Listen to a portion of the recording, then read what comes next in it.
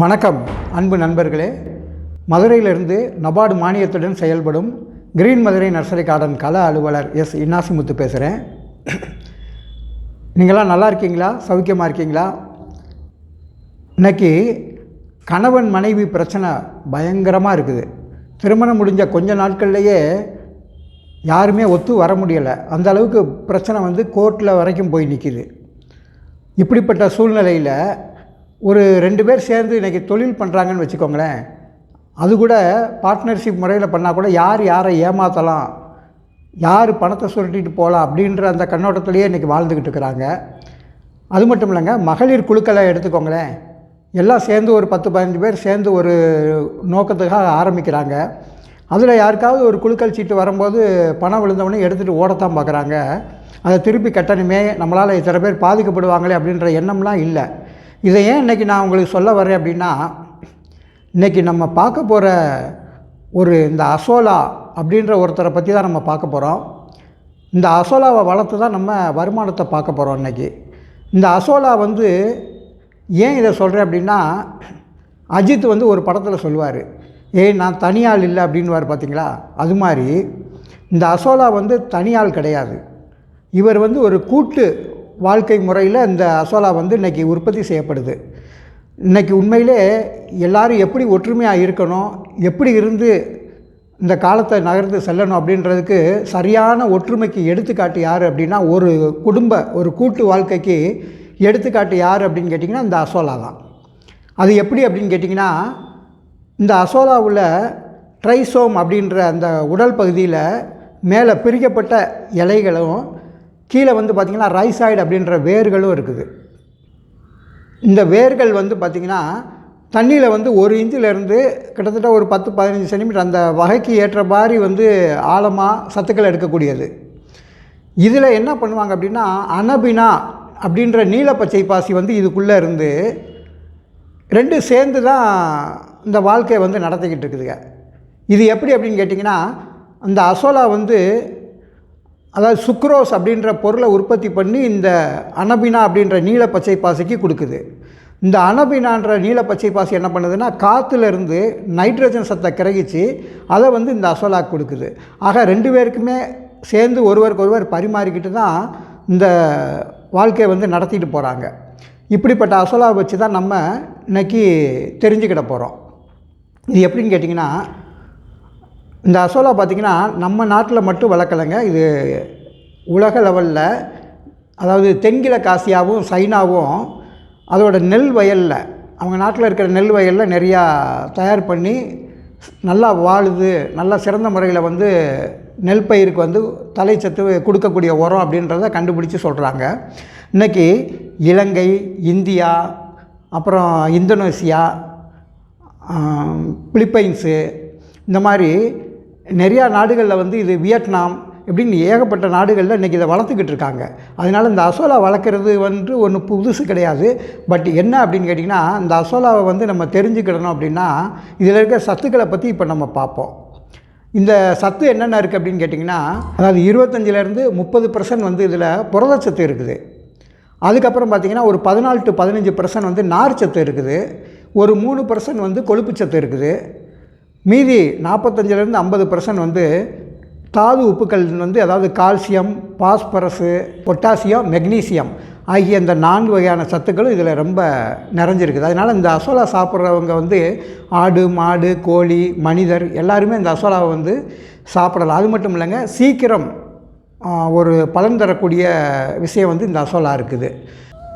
சரி, இப்போ இந்த அசோலாவில் எத்தனை வகைகள் இருக்குது அப்படின்னு பார்த்திங்கன்னா, இந்த அசோலா பெருக்கத்திற்கேற்ப ஒவ்வொரு வகையாக பிரிச்சிருக்கிறாங்க.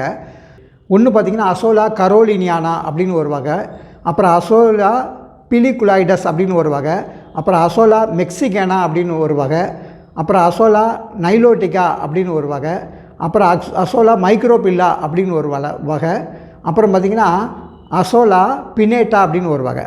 இதில் பார்த்திங்கன்னா இந்த அசோலா பிலிகுலாய்டஸ் அப்படின்ற வகை பார்த்திங்கன்னா தண்ணி மேற்பட்டத்தில் மிதந்துக்கிட்டு நல்லா ஆழமாக வேர்களை ஒரு 15 சென்டிமீட்டர் வரைக்கும் வேர்களை கொடுக்கக்கூடியது. அப்புறம் இந்த அசோலா பின்னேட்டான்ற வகை தான் இன்றைக்கி நம்ம நிறையா வளர்த்துட்டு வந்துக்கிட்டு இருக்கிறோம். இந்த அசோலா பின்னேட்டான்ற வகையிலையும் ஒரு 2 வகை இருக்குது. அது என்ன அப்படின்னு கேட்டிங்கன்னா, அசோலா பின்னேட்டா, வார் பின்னேட்டா, அப்புறம் அசோலா பின்னேட்டா, வார் இம்ப்ரிகேடா அப்படின்னு சொல்லி இதுலேயும் ஒரு 2 ரகங்கள் இருக்குது. இதில் நெல் வயலில் வளர்க்கக்கூடிய அசோலா பார்த்திங்கன்னா அசோலா மைக்ரோபில்லா அப்படின்னு பேர். இந்த அசோலான்னா என்னதாங்க அப்படின்னு கேட்டிங்கன்னா, இது வந்து ஒரு பெரணி வகை சார்ந்த நீரில் மிதக்கக்கூடிய ஒரு தாவரம் இது. இந்த தாவரத்தில் நான் சொன்னேன் இல்லையா, அந்த அனபினான்ற நீலப்பச்சை பாசி 2 பேரும் சேர்ந்து தான் இந்த வாழ்க்கையை வந்து நடத்திக்கிட்டு இருக்கிறாங்க. இந்த 2 பேரும் சேர்ந்து தான் அவங்களோட பலனை வந்து நமக்கு கொடுக்குறாங்க. சரி, இப்போ இது வரைக்கும் எல்லாம் பார்த்துட்டோம். இனிமேல் இந்த அசோலாவை வந்து எப்படி வளர்க்குறது அப்படின்றத நம்ம தெரிஞ்சுக்கிடுவோம். சரிங்களா? இது வந்து குழிமுறை அப்படின்ற ஒரு மெத்தடில் வளர்க்கலாம். அப்புறம் தரைக்கு மேலேயே வந்து சில்க் பாலித்தீன் சீட்டு விரித்து பெட்டி மாதிரி ஒரு அமைப்பை உருவாக்கி அதில் வளர்க்கலாம். அப்புறம் நெல் வயலில் வளர்க்கலாம். அப்புறம் பெரிய பாத்தி கட்டியும் இதை வளர்க்கலாம். அதுக்கு இப்படி தான் வளர்க்கணும், இந்த மாதிரி தான் பண்ணணும் அப்படின்ற ஒரு கட்டுக்கோப்பு இல்லை ஒரு ப்ரொசீஜர்ன்றதெல்லாம் கிடையாது. அதனால் மிக முக்கியமான இந்த அசோலா எந்தெந்த மாதிரி சூழ்நிலைகளை வளரும் அப்படின்றத நாம் தெரிஞ்சுக்கணும். எப்படி அப்படின்னு கேட்டிங்கன்னா, நிழல் வந்து கண்டிப்பாக இருக்கணும். ஒரு மரத்தடியில் நிழல் வந்து இந்த அசோலாவுக்கு கண்டிப்பாக தேவை. அப்புறம் சுற்றி இருக்கிற ஈரப்பதம் எப்படி இருக்கணும்னா, ஒரு 85லேருந்து 90% வரைக்கும் சுற்றி காற்றுல வந்து ஈரப்பதம் இருந்துக்கிட்டே இருக்கணும். அது ஒரு 60% ஈரப்பதத்துக்கு குறைஞ்சதுன்னு வச்சிங்களேன், வளரவே வளராது. அதே மாதிரி சூரிய வெளிச்சம் பார்த்திங்கன்னா ஒரு 30% வரைக்கும் தான் இதில் விழுகணும். அதுக்கு மேலே வந்து விழுந்துச்சுன்னா இலையெல்லாம் அப்படியே அதிகமான சூரிய ஒளி படிச்சுன்னா இலையெல்லாம் அப்படியே பழுப்பாக காயிற மாதிரி ஆயிரும். அப்புறம் அதிகமான காற்றடிக்கக்கூடிய இடங்களில் இதை வந்து வளர்க்க முடியாது. என்னன்னு கேட்டிங்கன்னா, தண்ணியில் மேலே மிதந்துக்கிட்டு இருக்கிறனால காற்று வேகமாக அடித்ததுன்னா ஒரு பக்கமாக கொண்டு போய் எல்லாத்தையும் சேர்த்துரும். அதுவும் பிரச்சனையாகக்கூடியது. அப்போ இந்த அசோலாவை, இப்படிப்பட்ட அசோலாவை நம்ம இன்றைக்கி எப்படியெல்லாம் வளர்க்குறதுன்றதை இப்போ நம்ம பார்ப்போம். முதல் வந்து குழிமுறை அப்படின்னு சொல்லியிருக்கேன். ஒரு 6 அடி நீளம், 4 அடி அகலம், 1 அடி உயரம் இருக்கக்கூடிய ஒரு குழியை நிலத்தில் வந்து தோண்டிக்கிடணும். தோண்டிட்டு குழிக்கு கீழே வந்து அந்த பள்ளத்தில் வந்து நல்லா அழகாக மண்ணை பூரா அருமையாக மட்டப்படுத்திட்டு அதில் வந்து ஒரு 10 அடிக்கு இப்போ 6க்கு 4 பாத்தி சொல்லியிருக்கோம். அப்போ 6னா ஒரு 10 அடிக்கு அங்கிட்டு ஒரு 6 அடி 7 அடி இருக்கிற மாதிரி ஒரு பெரிய ஒரே வகையான சீட்டை வந்து அப்படியே அந்த பழத்துக்குள்ளே அப்படி உள்ளே போட்டு எடுத்து வச்சு மேலே வந்து 4 பக்கமும் கல்லுகளை, அந்த சீட்டு தூக்காமல் கல்லுகளை வச்சுட்டு இதுக்குள்ளே வந்து நம்ம என்ன பண்ணலாம், தண்ணியை நிறச்சி இந்த அசோலாவை வளர்க்கலாம். இந்த சீட்டு வந்து நிறையா மெத்தட் இருக்குது. ஒன்று வந்து 200 GSM அப்படின்வாங்க, 400 GSM அப்படின்வாங்க, 600 GSM அப்படின்வாங்க. இந்த 200 GSM அப்படின்னா ஒரு ஸ்கொயர் மீட்ரு துணியை வந்து வெயிட் போட்டிங்கன்னா, அந்த பாலித்தீன் சீட்டையோ இல்லை சில்க் பாலித்தீன் சீட்டையோ வெர்ஜின் சீட்டையோ வெயிட் போட்டிங்கன்னா அது 200 கிராம் இருக்கணும். அதே மாதிரி பார்த்திங்கன்னா 400 GSM அப்படின்னா ஒரு ஸ்கொயர் மீட்ரு சீட்டை வந்து தராசில் வச்சு வெயிட் போட்டிங்கன்னா அது 400 கிராம் இருக்கணும். அதே மாதிரி 600, 1000 அந்த வெயிட்டுக்கு தக்கன அதோட ரேட்டும் கொஞ்சம் முன்னப்பின வந்துக்கிட்டே இருக்கும் உங்களுக்கு. சரி, இப்போ இந்த உள்ள சீட்டை போட்டுட்டிங்க. இதுக்குள்ளே என்ன பண்ணணும் அப்படின்னா, வந்து ஒரு 30 கிலோ செம்மண்ணை நல்லா நைஸ் மண்ணாக சளிச்சு எடுத்து கூட போடலாம். சளிச்சிட்டு உள்ளே போட்டு நல்லா மட்டப்படுத்தி விட்டுறணும். அதுக்கப்புறம் தண்ணியை வந்து நிப்பாட்டணும். நல்ல தண்ணி மட்டும்தான் விடணும், உப்பு தண்ணிக்கு சரியாக வராது. நல்ல தண்ணியை எவ்வளோ தூரம் நிப்பாட்டணும் அப்படின்னா, ஒரு கிட்டத்தட்ட நம்ம 1 அடி சீட்டு போட்டிருக்கோம், ஒரு 3/4 அடி அளவுக்கு, கிட்டத்தட்ட ஒரு 9 இன்ச் அளவுக்கு தண்ணியை ஃபுல்லாக நிறச்சிடணும். நிறச்ச பிறகு அதில் ஒரு 3 கிலோ சாணத்தை, அதாவது முதல் நாள் போட்ட சாணம், இப்போ இன்றைக்கி கலக்க போகிறீங்கன்னா நேற்று போட்ட சாணம் இல்லைன்னா அதுக்கு முந்தின நாள் போட்ட சாணத்தை வந்து எடுத்து வச்சு ஒரு 3 கிலோ சாணத்தை நல்லா 10 லிட்டர் தண்ணியில் நல்லா கரைச்சி அது இந்த குப்பை இலைகளை மற்ற மக்குனை வைக்க வராமல் நல்லா அலசி அந்த தண்ணியை மட்டும் உள்ளே ஊற்றி விடணும். ஊற்றி விட்ட பிறகு ஒரு 100 கிராம் சூப்பர் பாஸ்பேட்னா என்னன்னு கேட்டிங்கன்னா, மணிச்சத்து தரக்கூடிய உரம். அதில் 100 கிராம் போட்டிங்கன்னா ஒரு 16 கிராம் மணிச்சத்து வந்து அதில் இருக்கும். அந்த 100 கிராமை வந்து அதை ஒரு 5 லிட்டர் தண்ணியில் நல்லா கரைச்சி அதை மாவாக்கி அதையும் வந்து சல்லடை போட்டு வடித்து அப்படி உள்ளே ஊற்றி விட்டுறணும். ஊற்றி விட்டுட்டிங்கன்னா இப்போ மண், சாணத்தண்ணி, சூப்பர் பாஸ்பேட் தண்ணி, இந்த 3ஐயும் நல்லா கலந்து அருமையாக கலக்கி விட்டுட்டிங்கன்னா 1 நாள் 2 நாளைக்கு அதை வெயிட் பண்ண விட்டுறணும். அப்போ தான் அது அந்த தண்ணி வந்து அழகாக செட்டான பிறகு அதுக்கப்புறம் நீங்கள் என்ன பண்ணலாம், ஒரு 1/2 கிலோ இல்லைன்னா 1 கிலோ அசோலா, இன்னொரு இடத்துல வளர்கிற அசோலாவை கொண்டாந்து இது உள்ளே வந்து லேசாக அப்படி தூவி விட்டுறணும். இந்த அசோலாவுக்கு வந்து விதைன்னு சொல்லுவாங்க, விதை கிடையாது. இன்னொரு இடத்துல வளர்கிற அசோலா தாவரத்தை அப்படியே அரிச்சு கொண்டாந்து 1/2 கிலோ 1 கிலோ இதில் போட்டு விட்டுட்டிங்கன்னா அருமையாக படர ஆரம்பிச்சிடும். இது வந்து ஒரு 5 நாளைக்கு ஒருக்க இரட்டிப்பாகிக்கிட்டே இருக்கக்கூடிய குணமுடையது. ஒரு 15 நாளைக்கு ஒருக்கையாவது அட்லீஸ்ட் இது இரட்டிப்பாகிக்கிட்டே இருக்கும். இந்த அசலாவை போட்ட பிறகு நீங்கள் என்ன பண்ணலாம் அப்படின்னா, ஒரு 5 நாளைக்கு ஒருக்க இதை கிளறி விட்டுட்டு இன்னும் கொஞ்சம் ஒரு 1 கிலோ 2 கிலோ சாணத்தை வந்து நல்லா இதே மாதிரி நான் சொன்ன மாதிரி ஒரு 10 லிட்டர் தண்ணியில் கரைச்சி அந்த தண்ணியை உள்ளே ஊற்றி விடலாம். அப்புறம் 100 கிராம் அந்த சூப்பர் பாஸ்பேட்டையும் வந்து என்ன பண்ணலாம், கரைச்சி உள்ளே ஊற்றி விடலாம். ஊற்றி விட்டிங்கன்னா அந்த சத்துக்கள் வந்து குறையாமல் இருக்கும். ரெண்டாவது டெய்லி காலையிலையும் சாயங்காலமும் நல்லா கிளறி விட்டுக்கிட்டே இருக்கணும்.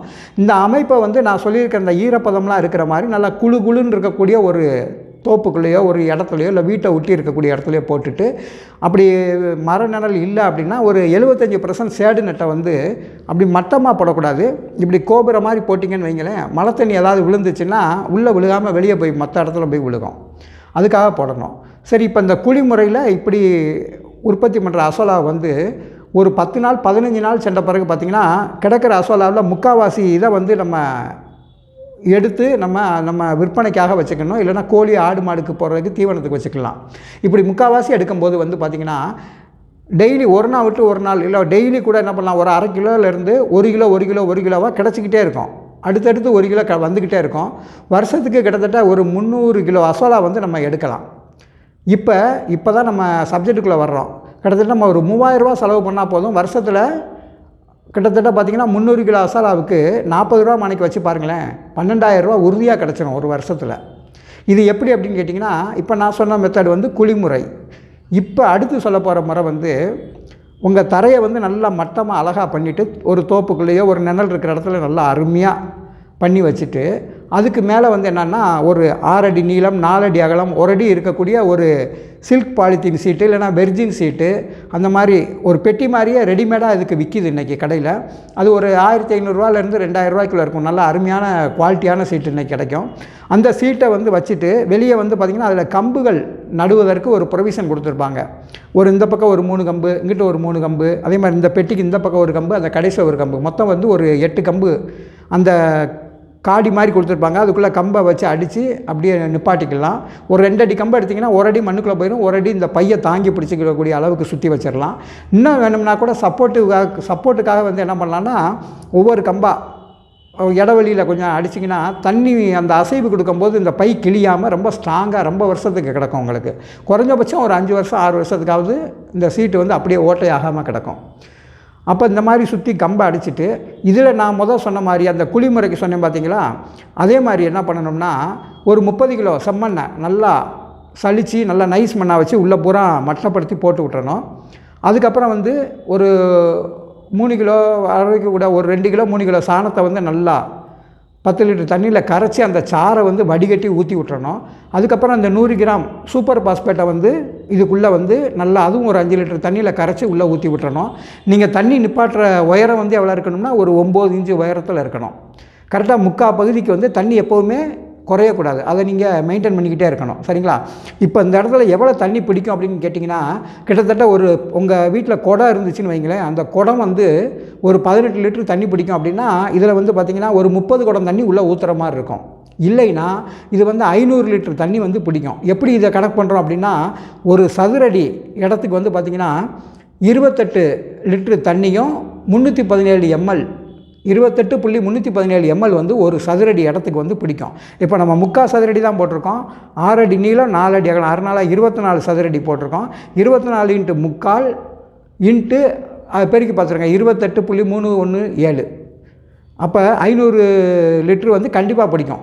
இது வந்து இந்த 500 லிட்டர் தண்ணியை பெருக்கின பிறகு நல்லா காலையில் ஒரு நாளைக்கு ஒரு தடவையாவது நல்லா கிண்டி விட்டுறணும். கிண்டி விட்டுட்டு ஒரு 1/2 கிலோ 1 கிலோ அசாலாவை கொண்டாந்து மேலே போட்டு விட்டுட்டிங்கன்னா இது வந்து நல்லா வளர்ந்து வந்துக்கிட்டே இருக்கும். ஒரு குறைஞ்சபட்சம் ஒரு 10 நாளைக்கு ஒருக்கையாவது என்ன பண்ணலாம், திருப்பி 1 கிலோ சாணம், ஒரு 100 கிராம் இந்த சூப்பர் பாஸ்பேட்டு இதை நான் சொன்னபடியே கலந்து விட்டுக்கிட்டே வந்தீங்கன்னா இந்த சத்துக்கள் வந்து குறையாது. ஏன்னா அசோலா வந்து மேலே தான் மேந்துக்கிட்டு இருக்கிறனால நீங்கள் இந்த கலக்கி விடுறதுல தான் அந்த சத்து வந்து என்ன பண்ணும், அதோட வேர்களுக்கு கிடச்சிக்கிட்டே இருக்கும். சரி, இப்படி பண்ணின இந்த இடத்துல இந்த சீட்டு விரிச்சிங்க இல்லையா, இதில் 2 ப்ரொவிஷன் இருக்கணும். என்ன அப்படின்னு கேட்டிங்கன்னா, அந்த பெட்டி மாதிரி தரைக்கு மேலே வச்சுக்கிற பையில் வந்து கீழ் பகுதியில் திறந்து விட்டால் தண்ணி வெளியே போகிற மாதிரி ஒரு அவுட்லெட் குழாய் ஒன்று பொருத்தி இருக்கணும். அதை திறந்திங்கன்னா ஒரு 10 நாளைக்கு ஒருக்கா என்ன பண்ணணும்னா உள்ளே இருக்கிற பழைய தண்ணியை கொஞ்சம் பாதி தண்ணியை வந்து வெளியே அப்புறப்படுத்திடணும். அந்த தண்ணி வெளியே போகும்போது அசோலா வெளியே போகாது. ஏன்னா அசோலா வந்து மிதந்து தான் இருக்குமே தவிர உள்ளே போகவே போகாது. அப்போ அந்த மாதிரி 10 நாளைக்கு ஒருக்க அடியில் இருக்கிற தண்ணியை விட்டுட்டு புது தண்ணி போடணும். அது மட்டும் இல்லை, மழை ஏதாவது பெய்யுதுன்னு வச்சுக்கோங்களேன், அந்த நேரத்தில் அந்த 9 இன்ச்சு தண்ணி நான் நிப்பாட்ட சொல்லியிருக்கேன், அதுக்கு மேலே வந்து நிற்கக்கூடாது. அதுக்காக என்ன பண்ணால் உள்ளுக்குள்ளே நல்லா பெரிய ஓட்டை மாதிரி போட்டுட்டு ஒரு நைலான் வலை சல்லடை மாதிரி வச்சு அடைச்சிட்டிங்கன்னா இந்த அசோலாவும் வெளியே போகாது. மழை பெஞ்சதுனால அந்த தண்ணி வந்து ஆட்டோமேட்டிக்காக வெளியே போயிடும், 4 பக்கமும் வெளியே போயிடும். இந்த மாதிரி ப்ரொவிஷன் வந்து சீட்டில் வந்து ஒரு 4 இடத்துலையோ ஒரு 6 இடத்துலையோ கொடுத்துட்டிங்கன்னா ரொம்ப நல்லது. சரி, இப்போ நான் சொன்னபடி இந்த இதுக்கு செலவு வந்து பார்த்திங்கன்னா 3000 ரூபாய்க்கு மேலே வரவே வராது. நீங்கள் 15 நாள் கழிச்சதுலேருந்து ஒரு கிலோ அசோலா வாரத்துக்கு ஒரு 5 கிலோவாவது குறைஞ்சபட்சம் எடுத்திங்கன்னா கூட உங்களுக்கு வருஷ கடைசியில் 300 கிலோ அசோலா வந்து கிடச்சிரும். இந்த அசோலாவோட ரேட்டு ஒரு கிலோ 40 ரூபா வச்சிங்கன்னா கூட உங்களுக்கு கிட்டத்தட்ட 300 × 4 12,000 ரூபா வந்து உறுதியாக கிடைக்கும். இந்த 3000 ரூபா முதலீடுக்கு வந்து 12,000 ரூபா உறுதியாக கிடைக்கும். சரிங்களா? இதுதான் இந்த அசோலாவை பற்றி. சரி, இந்த அசோலா வந்து அடுத்து நெல் வயலுக்கு எப்படி பண்ணலாம் அப்படின்னு கேட்டிங்கன்னா, விவசாயிகள் வந்து இப்போ இன்றைக்கி நெல் வயல் வச்சுருக்கிறாங்க இல்லையா, இப்போ நெல் போடுறதுக்கு முன்னாடி கடைசி உழவு பண்ணுவாங்க. அந்த கடைசி உழவுக்கு முந்தின உழவில் நல்லா உழுத பிறகு இந்த அசோலா வந்து கிட்டத்தட்ட 4 டன் 5 டன் ஒரு ஹெக்டேருக்கு வந்து போடணும். ஒரு ஹெக்டேர் அப்படின்றது 2.4 ஏக்கர், அதாவது 2.5 ஏக்கர் அப்படின்னு சொல்லுவாங்க. அப்போ இந்த 2.5 ஏக்கருக்கு வந்து ஒரு 4 to 5 டன்னு வரைக்கும் போட வேண்டியிருக்கும். அதிகமான தேவை இருக்குது. அதுக்கு இன்னொரு வழியும் செய்யலாம். நீங்கள் என்ன பண்ணலான்னா, இப்போ நெல் வயல் அடுத்த மாதம் நீங்கள் நெல்லுக்கு நாற்று போட போகிறீங்கன்னு வச்சுக்கோங்களேன், இந்த ஒரு மாதத்துக்கு முன்னாடியே இங்கிட்டு ஒரு 2 சென்டை வந்து நல்லா கிளறி விட்டு நல்லா சமப்படுத்தி விட்டுட்டு சுற்றி பாத்தியெல்லாம் போட்டுட்டு அதில் என்ன பண்ணலான்னா ஒரு 4-5 அளவுக்கு தண்ணியை ஃபுல்லாக நிப்பாட்டிடுங்க. நிப்பாட்டின பிறகு ஒரு 100 கிலோ சூப்பர் பாஸ்பேட்டு 100 கிலோ எடுத்திங்கன்னா அதில் 16 கிலோ வந்து இந்த மணிச்சத்து நிறையா இருக்கும். இந்த 100 கிலோ சூப்பர் பாஸ்பேட்டை நல்லா தண்ணியில் வந்து ஒரு 50 லிட்டர் 60 லிட்டர் தண்ணியில் நல்லா கரைச்சி அதை வந்து என்ன பண்ணலான்னா மேலே ஃபுல்லாக தெளித்து விட்டுறலாம். தெளித்து விட்டுட்டிங்கன்னா அந்த இடம் வந்து நல்லா வளமிக்கதாயிரும். அதில் வந்து ஒரு 8 கிலோ அசோலாவை கொண்டாந்து அப்படியே மேலே தூவி விட்டுட்டிங்கன்னு வைங்களேன், ரொம்ப அருமையாக அந்த இடம் ஃபுல்லாக படர்ந்து அங்கிட்டு ஒரு 20-25 நாள்லாம் பார்த்திங்கன்னா ஒரு பாத்திக்கு 150 கிலோ 100 கிலோ 150 கிலோவுக்கு மேலே நீங்கள் எடுக்கலாம். அந்த மாதிரி வந்துடும். இது மாதிரி ஒரு 2 சென்டில் 2 பாத்தி தயார் பண்ணி போட்டு வச்சுருந்தீங்கன்னா கிட்டத்தட்ட ஒரு 300 கிலோவிலேருந்து ஒரு 500-600 கிலோ வரைக்கும் அந்த அசோலா வந்து ரெடியாக இருக்கும் உங்களுக்கு. அப்போ நெல் நடவு பண்ண பிறகு 7ஆவது நாளில் ஒரு ஹெக்டருக்கு வந்து ஒரு 500 கிலோ அசோலா இதிலேருந்து எடுத்து இந்த பாத்தி 2லேருந்து எடுத்து பூராத்தையும் விதைச்சி விட்டுறணும். விதைச்சி விட்டுட்டு தண்ணி கட்டிட்டிங்கன்னு வைங்க, அப்படியே அந்த இடம் ஃபுல்லாக படர்ந்துடும் இந்த அசோலா. இந்த அசோலா படறதுனால நெல் வயலில் படறதுனால என்ன நன்மை அப்படின்னு கேட்டிங்கன்னா, களைகள் வந்து வராது, சுத்தமாக வராது. அது மட்டும் இல்லை, களைகள் வராமல் இருக்கிறனால அவங்களுக்கு நெல்லோட வளர்ச்சி வந்து ரொம்ப அபாரமாக இருக்கும். அதுக்கப்புறம் ஒரு மாதம் சென்ற பிறகு என்ன பண்ணணும்னா, ஒரு நாளைக்கு தண்ணியை கொஞ்சம் வடித்து விட்டுட்டு நெல் வயலில் தண்ணியை வடித்து விட்டுட்டு களை எடுக்க ஆட்கள் விடுற மாதிரி இதுக்குள்ளே விட்டு அந்த அசோலா அப்புறம் நல்லா மிதித்து சேத்துக்குள்ளே வந்து நல்லா மிதித்து விட்டுறணும். மிதித்து விட்டுட்டு ஒரு நாள் தண்ணியை நிப்பாட்டிங்கன்னு வைங்களேன், அசோலா பூராமே அப்படியே இறந்து போய் அந்த மண்ணுக்கு வந்து உரமாயிரும். இது அருமையான தலைச்சத்து கொடுக்கக்கூடிய உரம். சரிங்களா? ரொம்ப அருமையாக இருக்கும். அப்போ நெல்லோட விளைச்சலும் பார்த்திங்கன்னா எப்போவுமே ஒரு 10 to 15% வந்து நீங்கள் எதிர்பார்க்குறத விட கூடுதலாக கிடைக்கும். இதுதான் இந்த அசோலாவை பற்றிய முறைகள். சரி, நீங்கள் இப்போ நான் சொன்ன மாதிரி அந்த சீட்டில் வந்து வளர்க்கும் போது புழு பூச்சிகள்லாம் எதுவும் வராதா அப்படின்னிங்கன்னா கண்டிப்பாக வரும். உள்ள தவளை, நத்தை, அப்புறம் அந்த மற்ற இதெல்லாம் வந்து நீர்வாழ் பூச்சிகள்லாம் வரத்தான் செய்யும். இதை நீங்கள் என்ன பண்ணணும்னா, ஒரு 10 நாளைக்கு ஒருக்கா தண்ணியை வந்து குறைக்கணும்னு சொன்னேன் பார்த்தீங்களா, அவுட்லெட் தண்ணியை கொஞ்சம் வடிகட்டும் போது கொஞ்சம் பாதி பூச்சி வெளியே போயிடும். இல்லைன்னா 6 மாதத்துக்கு ஒருக்க இதை மொத்தமே அசோலாவை பூரா எடுத்து இன்னொரு இடத்துல போட்டுட்டு அந்த இடத்துல புது தண்ணி விட்டு மண் உட்பட எல்லாத்தையுமே புதுசாக மாற்றி அந்த இடத்துல செட் பண்ணும்போது பழைய பூச்சி கீச்சி ஏதாவது தவளை இருந்துச்சுன்னா எல்லாமே வெளியே போயிடும் உங்களுக்கு. இல்லைன்னா அதுக்குள்ளே மீனும் விடலாம். நீங்கள் சாதாரண குறவை மீன் இல்லைனா கப்பீஸ் மீன் இருக்குது பார்த்திங்களா, அதை கொஞ்சம் உள்ளே விட்டிங்கன்னா அது கொஞ்சம் பூச்சிகளை வந்து சாப்பிடும். ரெண்டாவது, நீங்கள் சூப்பர் பாஸ்பேட் 100 கிராம் போடும்போது இந்த தண்ணியில் வந்து பெரும்பாலும் நிறையா பூச்சிகள் வந்து வர வாய்ப்பு இல்லை. இருந்தாலும் இந்த தவளை மற்ற பூச்சிகளாக வரும்போது நான் சொன்ன அந்த 6 மாதத்துக்கு ஒருக்க அந்த க்ளீனிங் ப்ராசஸ் வந்து வட்டம் கண்டிப்பாக 6 மாதத்துக்கு ஒருக்க அதை நீங்கள் பண்ணியே ஆகணும். அப்போ தான் வந்து புது அசோலா வந்து கிடைக்கும். சரிங்களா? இப்போ இதன்படி எல்லா அசோலாவும் வளர்க்குறத பற்றி நான் உங்களுக்கு தெளிவாக சொல்லிட்டேன். இப்போ இந்த அசோலா வந்து எதுக்கெல்லாம் பயன்படுது அப்படின்னு பார்ப்போம். இது வந்து கோழி இந்த மாதிரி வளர்த்திங்க அப்படின்னா, கோழி, புறா, ஏதோ ஒரு பறவைகள் வளர்த்திங்க அப்படின்னா ஒரு 10 கிராம்லேருந்து ஒரு 100 கிராம் வரைக்கும் அதுக்கு பயன்படுத்தலாம். அப்புறம் ஆட்டுக்கு வந்து 1/2 கிலோ கொடுக்கலாம். மாட்டுக்கு வந்து 1 கிலோ வரைக்கும் கொடுக்கலாம், தீவனத்தில் கொடுக்கலாம். இதே கறவை மாட்டில் வந்து பார்த்திங்கன்னா 1.5 கிலோ வரைக்கும் தீவனம் கொடுக்கலாம்.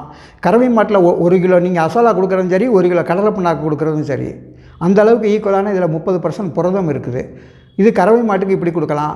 அப்புறம் உங்கள் வீட்டில் வளர்க்குற நாய், பூனை அதுக்குமே வந்து பார்த்திங்கன்னா இந்த அசோலா வந்து நல்லா நிழலில், அதாவது இந்த அசோலா வந்து சாண வாசனை அடிக்கும், பெரும்பாலும் எல்லா விலங்குகளும் சாப்பிட யோசிக்கும். அதனால் நீங்கள் இதை நல்லா தண்ணியில் அலசிட்டு ஒரு பக்கமாக வச்சுருந்து அது நிழலில் கொஞ்சம் காய வச்சு அதுக்கப்புறம் இதை எடுத்து என்ன பண்ணலாம், நீங்கள் ஒரு சிக்கன், மட்டன் அது கூட லைட்டாக கலந்துட்டு பூனைக்கு, நாய்க்கு போட்டிங்கனாலும் சாப்பிடும்.